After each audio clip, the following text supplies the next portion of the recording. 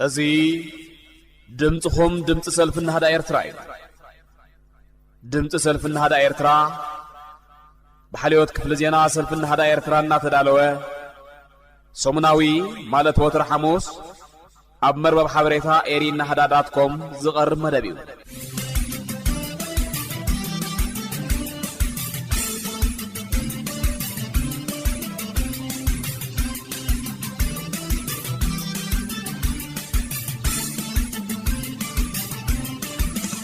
أزي دمتهم دمت سلفنا هذا إيرترا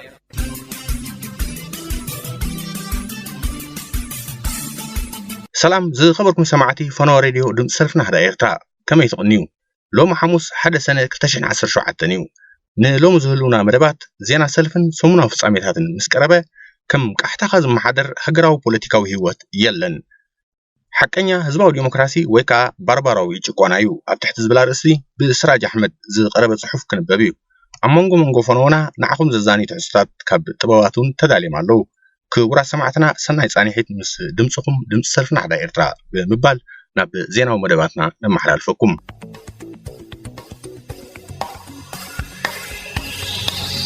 سمناوي نتفتات زينا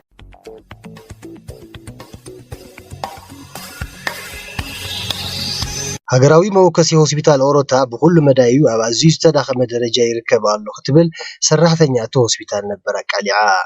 بحسب محدراوي الكملكاوي وجل إسياس تماري راح جاء بسدة تركب سما كعقب الله زحاريتا بهاجراوي موكس هوسبيتال أوروتا بمويا نرس ختقل كل هالزيجا مسمع برسبوت راديو دمت وقعتها بتليفون أبز قبل التعلال حفشاوي تلات عنا هاجرنا بفلاي دما كل مداوي كنوتات هوسبيتال أوروتا أب عزيز تداخل مدرجة كم تركب عليها كما هاجراوي موكسي هوسبيتال متن بكل نجاراتو استمالئ كخو نيوز جوبوني روز بلت تانرس زتمالئ ناوتي كهلو سيترف تعاراتن إلكتريكون ون زهلو وان كم زبز حبيرا بدرجة عمسبون كدم حيدة عمتات دحان كم زنا برز تقصت تازيجا أبزح الجوان جن يلن كبها لأبزخ الدرجة خمسون قل يعني تيرا سرحتني ذات هوسبيتال بحسرة قربات زيجات أتأب كدم يوم الناموتوم كم زن ترتولو بترى قامي حتو العلوم مرسي كم زي رخبون كم صعبينو سرح زحد بزحت مخانو منجليسا إتانا رساب زربا هوسبيتال أوروتا قول حتى تنفي قوم كم زركو بهوسبيتال هاجرنا حدا يدحري مبال تنقو دما انتاي قديش النزبل بكرات حاليوت مخانو أبريها ملكاوي قدف سجرو دوبا بالعلي زجبرو زيجاتات ناي مقتل سجوم تنزي وسطو أبالات تري سجوم تخوص عزيزو ملكاوي وجل سياسة بالعلي حزبي زور دو بدلات بمقطع الحجر ما بحسم محضره تماريرهم سجرو دوب نزسجرو نصهات زيجاتات توكيسهم بمقتل بالعلي زي ركبو أبالات حلوات دوبا تري سجوم تخوص لهم ممرحي كم زور ده أمونات مجتاتنا أجل آخرين حبريتا الرجاجي جوم وتم منشتاتنا بحبريتهم عزازي سالساي بطولني مراحي غانتان زركوبهم سلسة عبالات كفل سراوت عسرت حمشته عوشت عسرت كساب عسرة معالتي إذا أكل جزية نفس وقفهم حدا نتبع حمشت المترو بالراخو زلو دفع عن قوقعته زتفرد له خناتات كم زلو بمتكاس مقنياته دما دوب نزسقورون نتوها زيقاتات توكيسكم يقتلكم من زبل كم زخونين أنا تيروم زوم برهاني عباتيونن أو عالم أسمارو من الرفعين صالح إبراهيم استبهالو عبالات بربعة ميازيار دوب نزسقر سجنن عادي من استبهال عبالات إسران شعاتن زوريا توكيسكم بزي مقتالكم تباهيلو زتقطعوا زيجاتات مقانم بمحبار دما ازي خا مقتلتان ايتي ملاخي سياسة بالعد حزبنا زور دول مودعة ألبو بدلاتي كبلو حبيروم سرعات هيجرف أفعابت وتهدرا وسلطانا كوبهم جسان حيو تهدرات ناب أهادوتات كمزو والزعوم تفريتو من جتات وقحتا سالينا خمسة حبرونا أفعابت وتهدرا وسلطانا كوزو سنحو عبالات ثلاثة زوريا تمرقهم ناب أهادوتات وزيعم اللو زوم تعلمتي كاب سودان ليبيان بزيد ليتوم تتري زوم ناب عدوم نستملسوكم أون زخوب للو كوينوم أمونغوهم ون لعلي الشيح كاب عسات ربعتيك سبع عسات حمشت عميز علمي يوم تحت عدمي كمزلو تفريتو الله وجل هيك زوم تحت عدمي أبناء فاجو عزوم زل خوينو نسودان إثيوبيا بزي على يكسو زرخبوميو تعلمتي ثلاثة زوريا كابتت إميتن جدود بارنت نمجل قال نبسدت كم روحو جميرون كم زلوا زقلتوا من جتاتنا تعلمتي وتهدراوي معسكر كرمونع مبس ثلاثة حد زوريا وإن تبقديتك وهابهم زسان حتى علي الناقد فوي سددوا كم زلوا نفرات تخيل له بمسرة حبريتها من جتاتنا ስርዓት ይግደፍ በአውሮፓዊ ሕብረት ንዝተዋሃቦ ገንዘብ ቅድመ ኩነታት ንምምላእ ኣባላት 29 ዙርያ ከም ዝተጣየሱ ኣምሲሉ ጸብጻብ የቕርብ ከም ዘሎ ተሓቢሩ ጉጅለ ኢሳያስ ንኣውሮፓዊ ሕብረት በብእዋኑ ኩሎም ሃገራዊ ኣገልግሎት ክጣየሱ እዮም ንውሓት ኣገልግሎቶም ድማ ናብ 18 ኣዋርሕ ክምለስ እዩ ክብል ዝኣተዎ ናይ ሓሶት መብፅዓ ነቲ ዝተዋሃበ ገንዘብ ቅድመ ኩነት ንምቕማጥ ኩሎም ኣባላት 29 ዙርያ ናብ መኣዲ ትምህርቲዮም ኣትዮም ዝብል ጸብጻብ የመሓላልፈሉ ከም ዘሎ ሬድዮ መድረኽ ገሊጻ ስርዓት ይግደፍ ንኣስማት ናይቶም ካብ 2001 ክሳብ 2010 ዝተጣየሱ ኣባላት ኣገልግሎት ዕለቱን ዓመተ ምህረቱን ብምቕያር ኣባላት 29 ዙርያ ኣምሲሉ ሊስታ ዘቕርብ ኮይኑ ኩሎም ናይ ምጥያስ መስርሕ ተወዲኡሎም ናብ መኣዲ ትምህርቲ ተመሊሶም ኣለዉ ዝብል ዛንታ ናብ ኤምባሲታት ልኡኻት ኣውሮፓዊ ሕብረት ይልእኽ ኣሎ ክትብል ኣነፂራ ብሕጂ ዝመፁ ዙርያታት እውን ካብ ኣስማት ካብ 2002-2016 እናወሰዱ ከም ዝጣየሱ ኮይኖም ጸብጻቦም ክሓልፍ ምዃኑ ዝሓበረት መድረኽ እዚ ዝርዝር ምጥያስ ተጠቒሞም ብዙሓት ኣዘዝቲ ሰራዊት ብስም ደሞዝ ናይቶም ድሮ ዶብ ዝሰግሩ መናእሰያት ኣታዊታቶም ይኸዕብትለዉ ክትብል ገሊጻ ደገፍቲ ህግደፍ ዘቕረብዎ ሕቶ ካሕሳ ተቐባልነት ከም ዘይረኸበ ተሓቢሩ ኣብ ሆላንድ ዋዕላ መናእሰያት ዘዳልው እሞ ግን ድማ ውጥኖም ብደለይቲ ለውጢ ዝፈሸሎም መናእሰያት ህግደፍ ንከንቲባ ምምሕዳር ቬልድሆቨን ዘቕረብዎ ሕቶ ካሕሳ ተቐባልነት ከም ዘይረኸበ ድምፂ ሰላምን ዲሞክራሲን ኤርትራ ገሊጹ ደገፍቲ ጉጅለ ህግደፍ ነቲ ዝተሰረዘ ዋዕልኦም ካሕሳ ዝውዕል 180,000 ዩሮ ክሓቲቶም እንተነበሩ ብምምሕዳር እታ ከተማ ግን ውድቂ ኮይኑሎ ዋዕላ መናእሰያት ህግደፍ ተኻይዱሎ ክብል እኳ ጉጅለ ህግደፍ ብዜንኡ ከቃልሖ እንተፈተነ እዚ ዝኣምኖ ዘይረኸበ ዜና ግን ሓሶት ምዃኑ በዚ ሕቶ ካሕሳ ክረጋገጽ ክኢሉሎ መናእሰያት ህግደፍ ንዝፈሸለ ዋዕልኦም 180,000 ዩሮ ሓቲቶም ከም ዝነበሩ ይዝከር ስርዓት ይግደፍ ንተወለድቲ ብሄረ ኩናማ ጥሪቶም ካብ ሩባ ጋሽ ከየስኩሩ ከም ዝኸልከሎም ተፈሊጡ ኣብ ከባቢ ጋሽ ዓስኪራ ትርከብ ክፍለ ሰራዊት 57 ጸላኢ ጥሪት ይጓሰዩ ንዝነበሩ ደቂ ብሄረ ኩናማ ኣብ ቢንቶ ካራና ኣብ ዝርከብ ኬላ ብምእሳር ጥሪትኩም ካብ ጋሽ ከተሰጋገሩ እንተደሊኹም 4,000 ንኣፋ ክትከፍሉ እንተዘየለግን ከተስግሩ ኣይትኽእሉን ኢኹም ኢሎም ከም ዝኸልከልዎም 25 ጉንበት 2017 ኣብ መሰል ብሄራት ዝወፀ ዜና ረዲኡ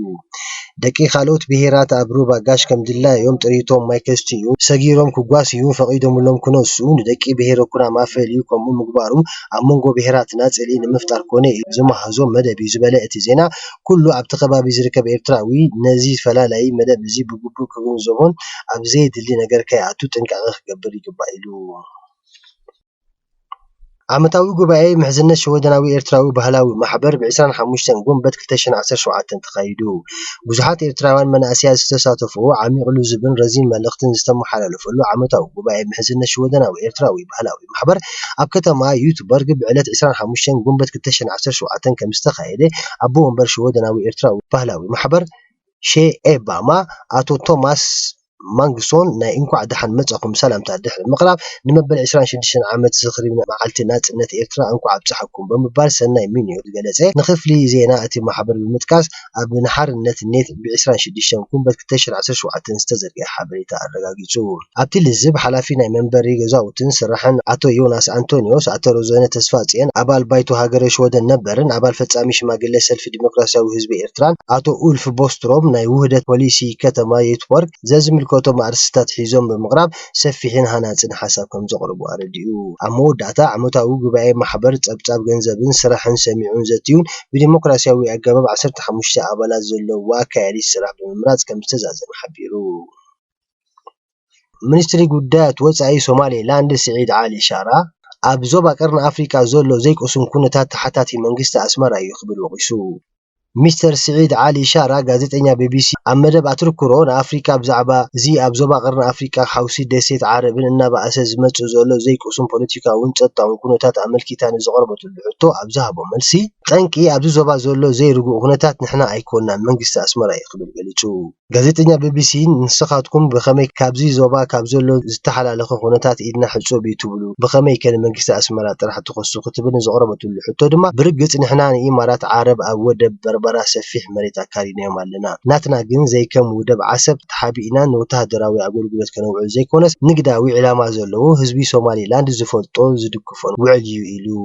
ኣብ ባሕሪ ኤርትራ ብሓፈሻ ኣብ ወደብ ዓሰብ ከዓ ብፍላይ ዘሎ ምንቅስቓስ ዘሻቕል እዩ ዝበለ እቲ ሓላፊ መንግስቲ ኣስመራ ምስቲ ብስዑዲ ዝምራሕ ኪዳን ኮይኑ ኣብ የመን እንታይ ይገብር ኣሎ ብሩሂዩ ንሕና ምስ ኣሕዋትና የመናውያን ነባሪ ሰላም ዘምጽእ ዝምድና እዩ ዘለና ነፈርቲ ኩናት ኪዳን ካብ ወደብ ዓሰብ ዳእምበር ካብ ወደብ በርበራ ተበጊሰን የመን ይሃርማ የለዋን ስለዚ ኣብ መጻወቦ ባብ ኣልመንደብ ዘሎ ዘይርጉእ ኩነታት ተሓታቲ መንግስቲ ኣስመራ ይኽብል ደጊሙ ኣስሚሩሉ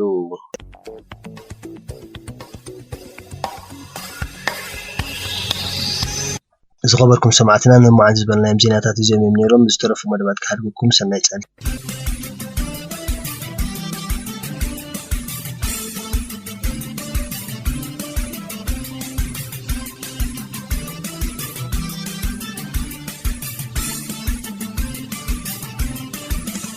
እዚ ድምጽኹም ድምጽ ሰልፍና ሃዳይ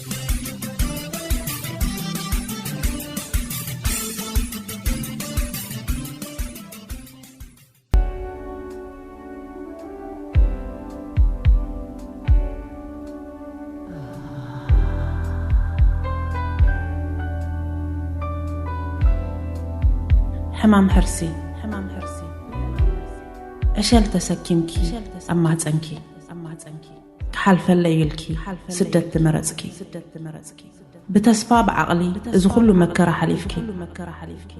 أم مركب تسائلكي أشل كحائفكي قريبا ختب لغلخي برهان رئخي كبدغي حائفكي نعشلكي كتب لي يوب في الشخطة قريبنا إنا بوشت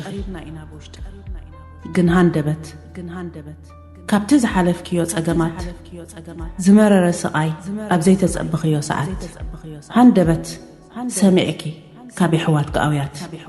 وي مركبنا تقاصيلا كنت حلينا زبل قاويات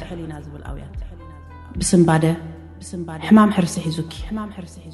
اشلك تمنيو اموداتا ساعات بعينو خريك مريصو هوص فنصيغو خاب محصنكي زرد اكسي انكي بتحمام حرسي حزوكي بتناي موت كي زركيبوكي بتناي موت ساعات اركيبوكي اشالي صنا حكرسي يحشكا كتبلي اشالك كنت هاويخو كريك في الشخ كتبلي وص فنصيغو كما محصنك بحيلي وص فنصيغو كما محصنك بحيلي عينو قلا حنت بلا خريكي انكو عدحان مصا خابز عالم كتب لنداش الشجركي بفشختا تقبلكيو كله صقم كصيركي فشخ الكسعمكي تفانخيو كابزا صلمات هيوتكي اي ارتراوي تاده كل غزي فشخ مسبلكي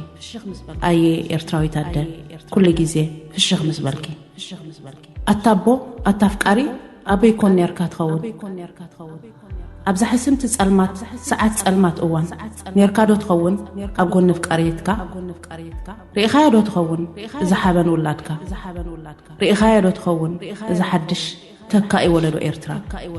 ويس تقبلا يخان يركا بهانقوتا ويس تتصبايا يخان يركا كتحقف أفقاريتكا وعررتا أتولادت تتصبخي كتسمعي قوالك بمحراسة أتولادت زهارفكي علل كتبلي قوالك بمحراسة هو ولادكي أبحر حريسة هو قوالكي أبحر حريسة بلي تمتأكلا مدحنتي أفسدت كبيرة تمتأكلا كل تريسا خوينا قرب مقابرة تمتأكلا أدالو مقابرة أملاخ كلتوخنكم مصون خبلكم زبلو يبلين انترفو منغست سمايات يوارسكم انبر أنس مرير حزينة بأخم انبر أنس مرير حزينة بأخم إلسا بويتو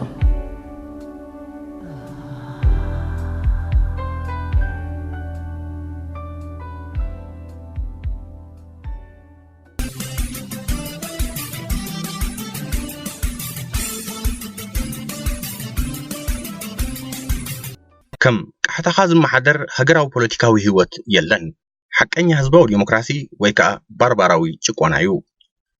محبراو خونه بوليتيكاوي چقونا وصيت ناي دوخ ما تحساسبايو چقونا وصيت ناي عور سسعونيو مسرت ناي كمز بلا تحساسبان وصيتو زخونه چقونان كا سلطانيو غوغو ياطا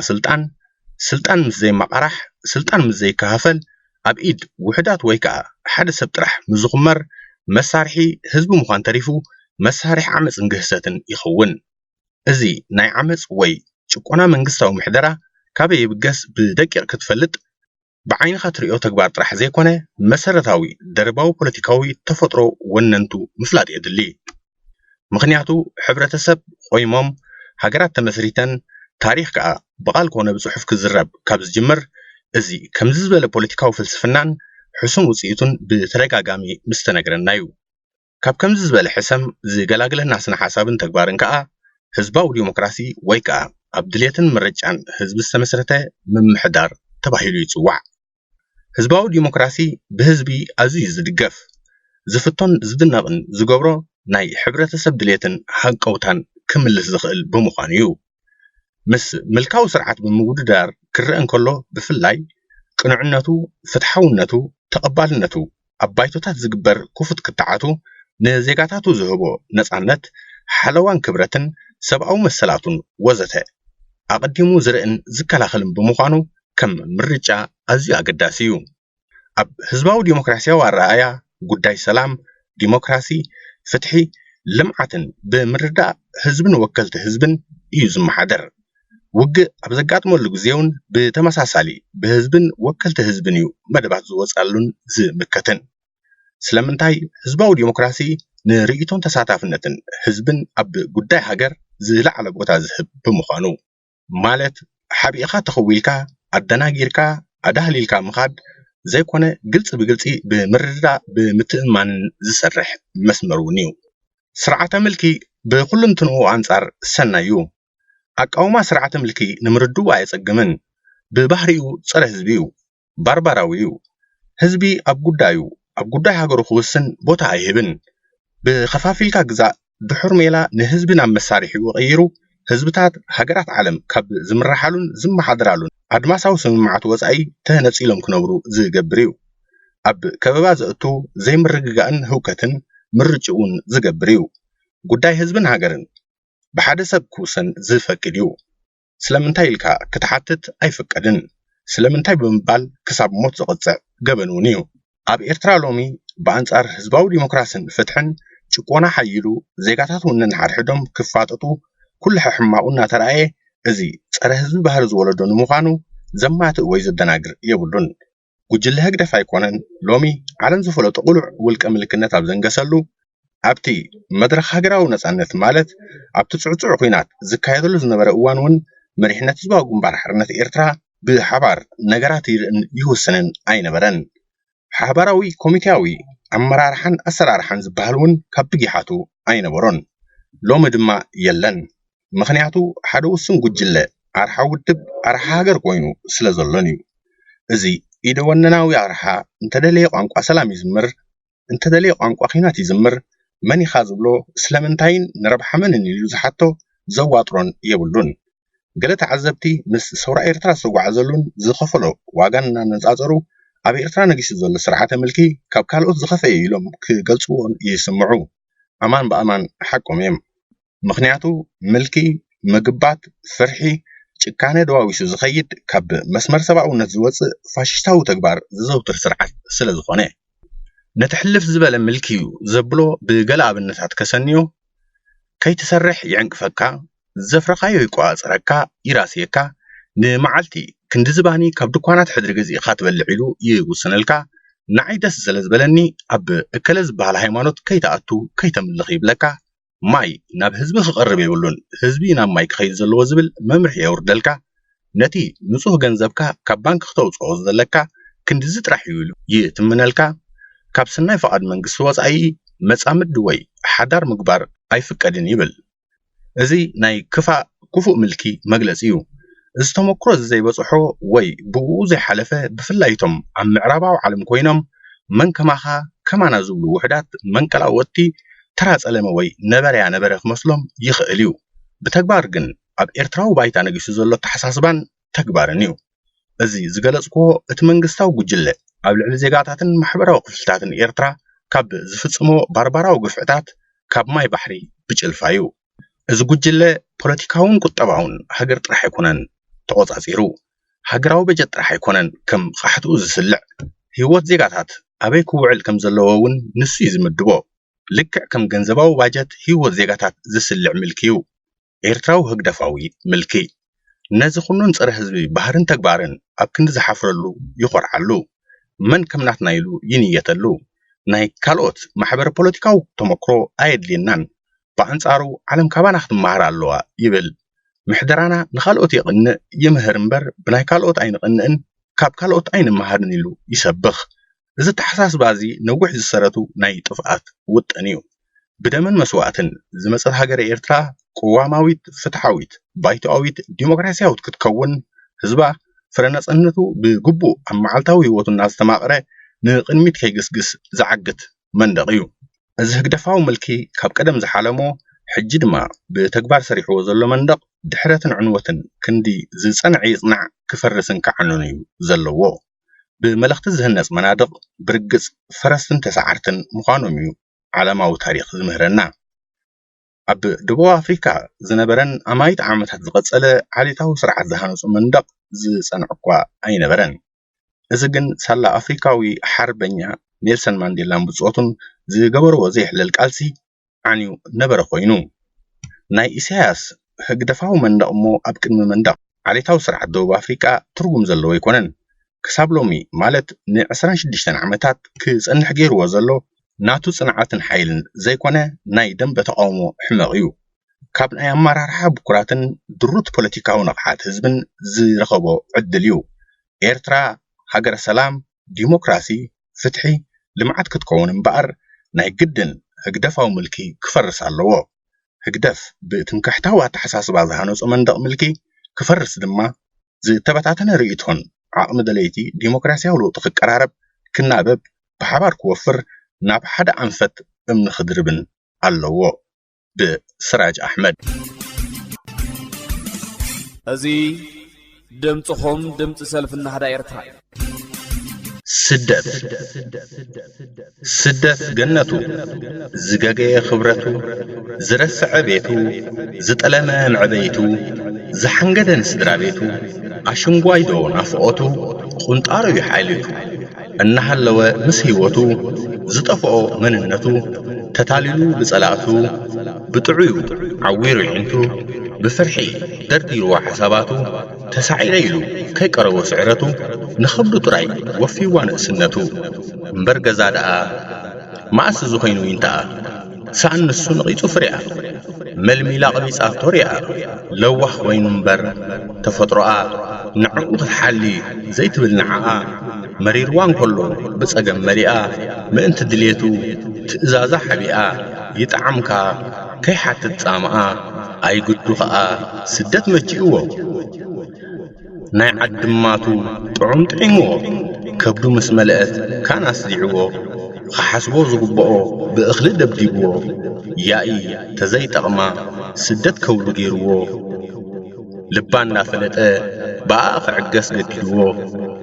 ንገዛእ ርእሱን ብእኽለማ ይዕሽዎ ብናይ ጻዓዱ ትእዛዝ ክምራሕ ፈቒድዎ ንጣዕሳ ዳሕራይ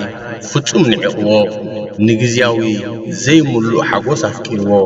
ንገንዘብ ከም ኩሉ ዝመልእ መሲልዎ ንኻብኡ ዘይበልጽ በቃ ብሊጽዎ ንኽንድኡ ዘይኣክል ንጉሱ ገይርዎ ነትናቱ ዕድል ንህያ ይሂብዎ ናይ መረበቱ ጻማ ብቐሊል ሓሽሽዎ ብዘይኣክል ጥበራ ሃረርቱ ዓሽግዎ ክገብርና ኸኣለ ኩሉ እናሃለወ እምበር ገዛ ደኣ መዓስ ዝኾይኑ ባህጋ ዋሃይኣ ኸይኣኽላ ናይቲ ዝኸፈለቶ ዋጋ ዘይስቆር ዝሰቁር ወዲቕዋ ሓደጋ ብጭቆና ማሲና ትዝበጣላ በድራጋ ብደም ደቃ ዝዓንበበት ተሸቂጣ ብዕዳጋ ምስኪን ውፅዕቲ ሰፈራ ክገዝዎ ብሪጋ ገዲፍዋ ውልዳውን ኣዝሊቑ ሃዲሙ ብሒጓ በቶም ዘለውዋ ደኣ የውጋሓላ ንዓዓ ዘልምዕ ዘመን ኣምፅኣላ ኣይዓወረትን ኣለው ደም ዝነብዑላ ኩሉ ሕሰማ ዘሕፍሮም ዝርህርሁላ ትዕቢት ናቶም ዓወት የጓይዩላ የስልጠላ እምበርወ ንሳስ ከብዳ ሓቂፋላ በቲ ክትፋዕ በቲ ክትሓስብ ተሻቒላ ኣጆኹም ግን እቶም ትፈልጡላ ንኹሉ ግዜ ኣለዎ ጥራሕ መርሹላ ጽባሕ ክትኩሕሰኩም እያ ሎሚ ደንግጹላ